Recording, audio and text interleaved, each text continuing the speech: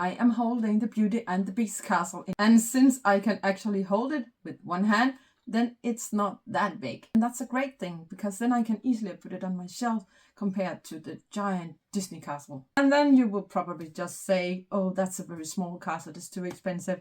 This is just a very nice castle. But let's start with the outside of the castle. On this side, you can only see the facade of the castle, and it's very pretty. That's the thing I'm going to display and people are going to see. But if you turn it around, you can see that it's a dollhouse. I'm going to give you a tour through the castle to show you the different scenes and references to the movie. I'm also going to show you all the very nice minifigures that are in this set, and also the small buildable characters. Let's see how long I can actually sit with this castle, because it's a bit heavy. Me holding this castle in my hand tells something about the size of the castle. It is not that big. I can actually just hold it with one hand. But it's kind of nice that it's not that big, because then it's easier to put on my shelf. It is still a bit tall. It's actually too tall to have on this shelf. Of course, I could try to modify it and see what I could do with the tower to make it fit for a normal shelf. First thing I'm going to talk about is the color of the castle, and most of it is in lavender, and then there's also the sand green and also the tan. There's a little bit of white, a little bit of gray, and also some flowers to make a vibe of something romantic. And then of course there's the pretty dark red roof. Stickers or print? That's always a big question, and this piece is sticker. The large windows are printed pieces, all of them, and they are the same. And since they are transparent, it would have been awful to put stickers on these windows, but they are all just printed. The next type of window is this tile, and it is also printed.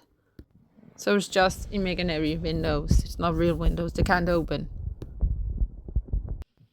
A few stickers through the set, different small pieces with a sticker instead of a print. The Beast is actually a prince, so he has to convert to a prince version instead of the Beast version, and he can do that with this special room here. Here we can put his hairpiece, his extra hairpiece, and then just switch his modded head and tail and transform him into a prince. And the great thing is that you can store it right here in the tower. The next thing is all the rooms. I'm going to start with the ballroom, where we have this iconic scene where they are dancing. I don't know if people do this, but you can make them twirl and pretend that they are dancing. Next thing is the library, because Belle, she loves to read. And she's in love with the library in the castle. You can see a very nice sticker piece in the background, and it is actually the Disney castle. The wardrobe doesn't count as a buildable figure, because you can't take it off unless you ruin the wardrobe. But it's there, and it's a printed piece with the face. The west wing is on top of the tower with the rose. It's not in the west, it's just in the top. And then on to the dining room, the table with the twirling food. And Belle, she can actually sit on the chair by adding this extra skirt thing they made. There's this original skirt, and then there's this leg skirt. And there's also a function that can make everything spin on the table. And on the ground floor, we have the stairs.